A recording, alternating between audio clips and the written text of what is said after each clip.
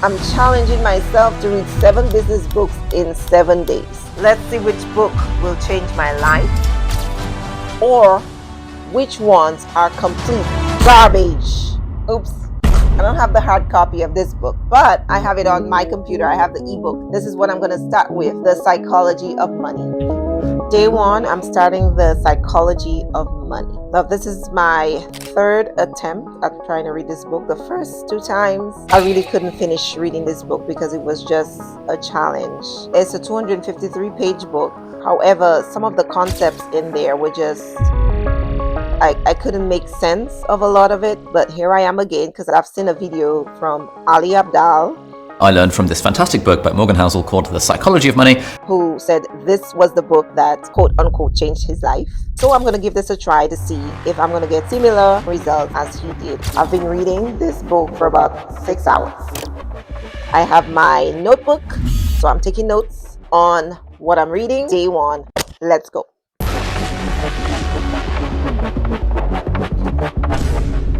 Thank you. So he says risk and luck are, what's that word? Doppelgangers? I have never seen this word before. So I have to look up the meaning of words. This word.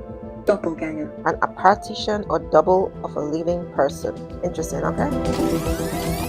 Chapter 3. It's now 1:24 p.m. That's what, 20 minutes later? So I'm picking up this point here in page 55. The author says that you don't need tremendous force to create tremendous results. And I believe that is true.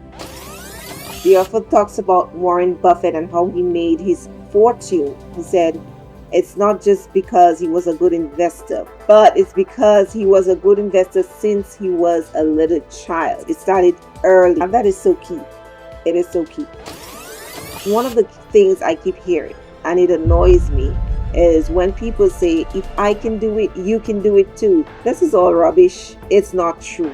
Because they never tell you, well, my parents were lawyers and doctors and this and that. So it is wrong to tell a person, if I can do it, you can do it too, without regard to your innate abilities, whether we like to admit it or not. Let's keep reading.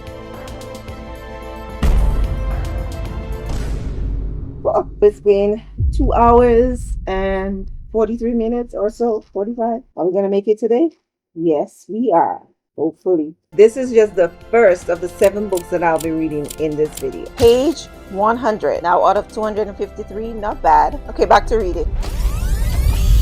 How important is luck in success? That's the point that really throws me off, because the author believes that luck is basically what makes people succeed. Luck and taking risks. And this feels kind of off to me. I'm not sure exactly why, but it feels kind of off to me because, I mean, what about hard work? What about strategies? You know, he seems to suggest that no matter how smart or hardworking a person is, if they don't get lucky, you know, then they won't be able to succeed. While yes, there are risks you have to take, but this is only a small part of the equation. And success, I believe, is a mix of factors. It includes your skills, your habits, your determination, and focusing so much on risk, like this book does, The Psychology of Money. It's like your luck, so to speak, opens doors, but it is hard work that helps you walk through those doors. Okay, where am I now? So it's been about 6 hours since I've started reading this book, The Psychology of Money. I'm currently on page 219. I started about 12 noon. And it is currently 6 p.m. So I've been reading this book for about 6 hours. Okay, so I'm finally done reading The Psychology of Money. It's been about 6.5 hours. So and this is exactly how I feel about this book. So the book is great it does a great job showing that money isn't just about having things, having more stuff and this and that. So it talks about wealth as being, what's the word? Okay, let's do that again. Stop, delete. And that wealth is what is truly hidden. However, the book puts a lot of emphasis on risks. Like, the author thinks that taking risks is what makes people successful. So it is a good financial book, a good book on investing. to start off. However, the author makes it seem like hard work doesn't matter as much as having skills, having knowledge, etc. So that's what I don't like about the book. It was a hard read, a lot of investing topics. However, based on my score, I would give it a 5 out of 10. And it didn't take that long. I started at 12 o'clock. And if I just turn off the slide, you can see it's nighttime. So it took me a little while, about 7 hours to complete this book. It's not a book that I would read again though. Day 2. And today I am reading Boss Moves by the Myron Golden, Dr. Myron Golden, who has nearly 1 million subscribers on his YouTube channel, a prolific business coach. And I'm wondering, is this the book that's gonna make me rich? Let's find out. So I've just completed reading Myron Golden's Boss Moves in 2 hours, 31 minutes. And it was a great read. Out of 10, I would give the book maybe a 9.5, because it was so concise. Again, this is a book that was recorded at a seminar or a round table event, so it was an audio turned into a book. Hint, hint. My takeaway from this is I'm going to do 2 things. One, he said that all work works. So there's no such thing as doing work that does not work. It is either working for you or it is working on you. So I'm going to work on that principle, that whatever I set out to do, I'm going to stick with it. And finally, I am going to cut off the news, cut off media, cut off movies, as he suggested, because those things are only distractions. They waste time and they take away energy that you could use into doing something else. So this is my takeaway from Boss Moves. 9 out of 10. It's a great read. If you have the money, it costs about $40 US. I would say get the book. If you don't have $40, I would say just go to his YouTube channel, watch about 7 of his videos, and you would get all of the content that is in here. But it's a great read. It's day 3, and today I'm reading the book 7 Mindsets of Success: What You Really Need to Do to Achieve Rapid Top Level Success by Stan Morgan. I have my reading glasses, my notebook, my water. Let's begin day 3. So anytime I get a book, I like to look at the contents. So first the back, then I check the contents. So this is what the contents look like, and it's a total of 135 pages. For me, success is fulfilling God's purpose for my life. So it's not a dollar amount for me. It's not a special type of house. It's not a particular type of car. Success is to achieve God's purpose for your life. That is the true meaning of success. True success is accomplishing what you're supposed to accomplish, what you were born to do. The end. Okay, right on time. So I've completed the 7 Mindsets of Success again. So this book I have read, I don't know, countless times, and I do enjoy this. This is a great read. Although I don't believe, like the author says, that this book gives you everything you need to know to be successful. I mean, it doesn't. It gives you almost everything, true. But we have to remember there is that God factor. The fear of the Lord is the beginning of wisdom. But I do find that every time I read it, there is something new to grasp out of this book. It is a great read, and those 7 mindsets are so crucial. So making decisions based on your future self, pursuing discomfort, being okay with that, getting perspectives from other people, mentors, peer groups, removing your safety net. This is my greatest takeaway in this season. Controlling circumstances, and then addressing conflicts. Finally, time balance. Learning how to be intentional with your time. So altogether, I will give it 9. I want to give it a 10, but I thought that there was 1 or 2 things missing here. But it is a great read. Definitely worth buying or finding it wherever it is online. And I'm running to a meeting to go to bed and then get ready for day 4.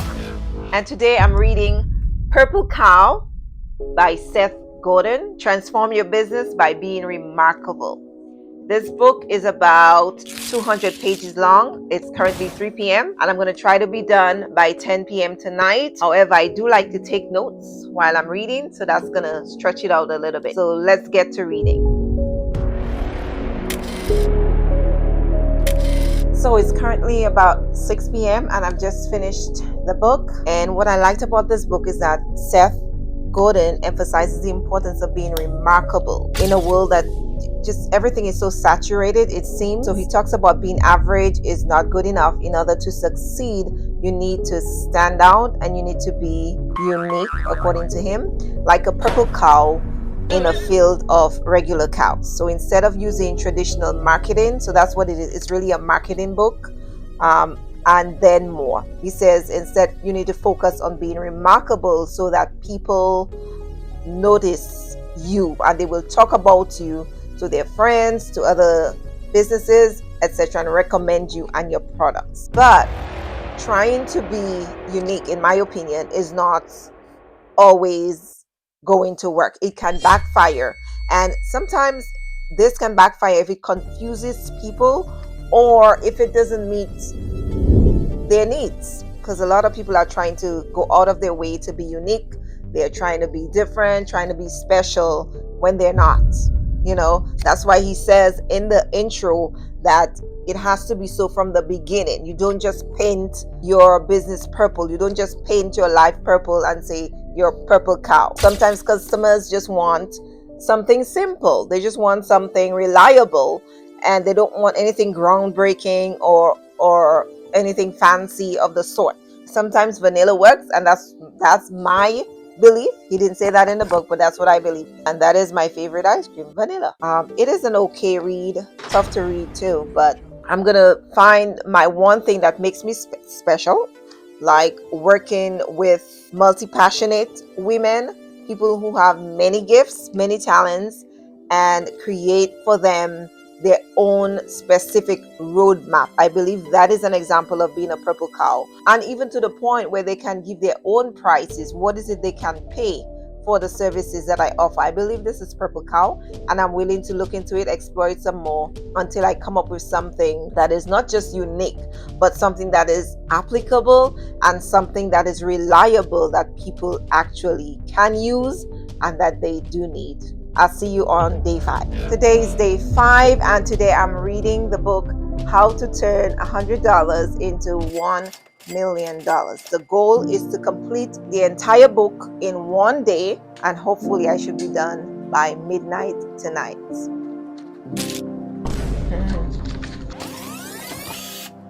I'm thinking, why don't they create adult books looking like this? Why don't they give us books like that? Actual millionaires are people who save money, not people who spend it. So then the final chapter talks about how not to become a millionaire. That should be interesting. Okay, wow. So it is currently exactly 6 p.m. and I have gotten to the end of the book. So altogether, this is a great book. I think, for children, teenagers especially should read this book. I disagree with one thing about the allowance, but besides that, everything else seems to be right on point and interesting. I love the graphics in here, the pictures, very reader friendly, and altogether I will give this book perhaps a 9. Thumbs up. Well, it's finally day 6, and today I will be reading Millionaire Success Habits by Dean Graziosi. 240 pages, and this challenge has been very stressful. It's actually the hardest challenge I've ever done, so I'm challenging myself to read more, 1 book a day, 7 days in a row. So let's get to reading. If you're reading this book, you have a desire for more in life. Go make yourself wealthy, become secure, and watch how much good you can do for the world. One of the biggest things Dean talks about in this book is knowing your why. Like, why do you really want success? Not just I want more money or I want freedom. He suggests asking yourself why 7 times, and that is one of my major takeaways. So for example, if you say I want to be rich, you ask why. Maybe it's because you want to take care of your family. Then you ask why again. Maybe it's because you grew up struggling and you don't want your kids to go through that. So you keep going through why until you find the real reason. And I actually stopped and tried this exercise myself, and wow, it got real deep real fast. You should definitely try it. It is a great exercise. My second takeaway so far is that a lot of us spend way too much time trying to fix our weaknesses, but Dean says that that is a mistake. Instead of trying to fix our weaknesses, we should focus on what we're naturally good at. Think about it. Successful people don't try to be great at everything. I mean, it's not possible. They get really good at just one thing and then they delegate the rest. So this honestly made me feel so much better, because I always felt like I needed to be perfect at everything. But according to Dean, no, you play to your strengths and then success will come faster. So this is good news in this book so far.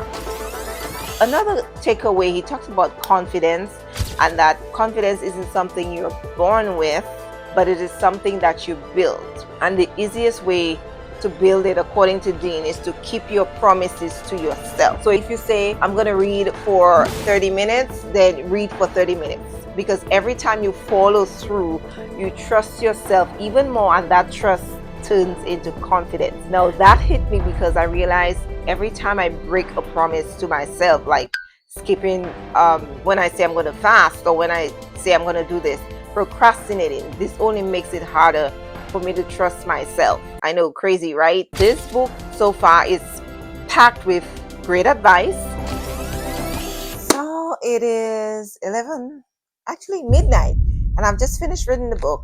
So my biggest aha moment for me was that the idea that success isn't about adding more things to your life. It's about removing the things that hold you back. And I really like that, because so many of us think that we need to do so much more things to be successful. But Dean says that real progress comes from eliminating distraction, and that hit me hard. So instead of adding more, I'm going to start focusing on subtracting the things that are not serving me, instead of adding more things to my plate. One thing that I'm changing to my life, I'm going to start doing the 7 levels deep exercise that I mentioned before for every big goal that I set. So I realized that a lot of my goals are surface level. Okay, here's something that I don't fully buy into.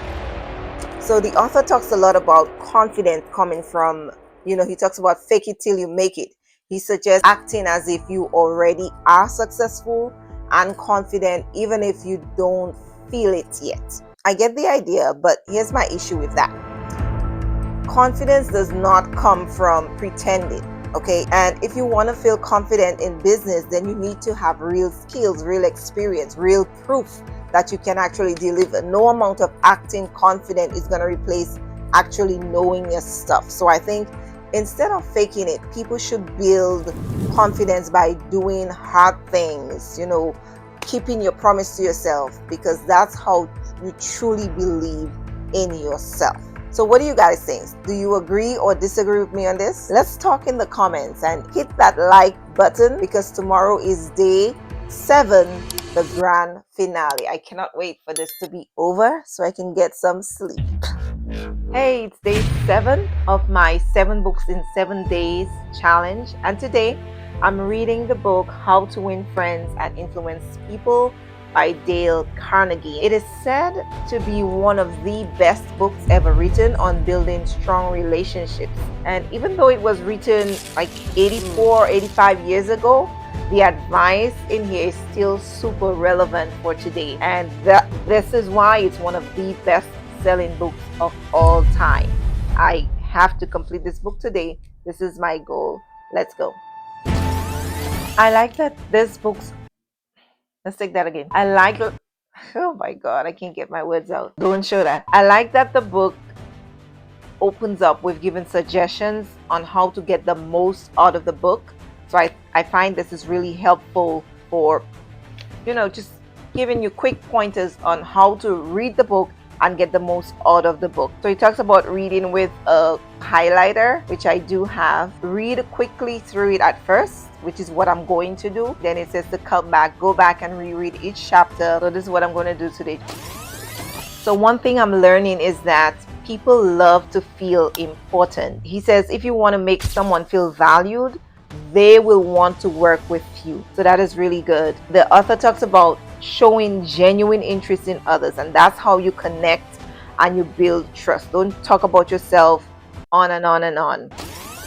Don't complain about the snow on your neighbor's roof, said Confucius, when your own doorstep is unclean. Wow, that is strong. I love this. Giving honest and sincere appreciation is a game changer. The author says it's so simple, but many people forget to do it.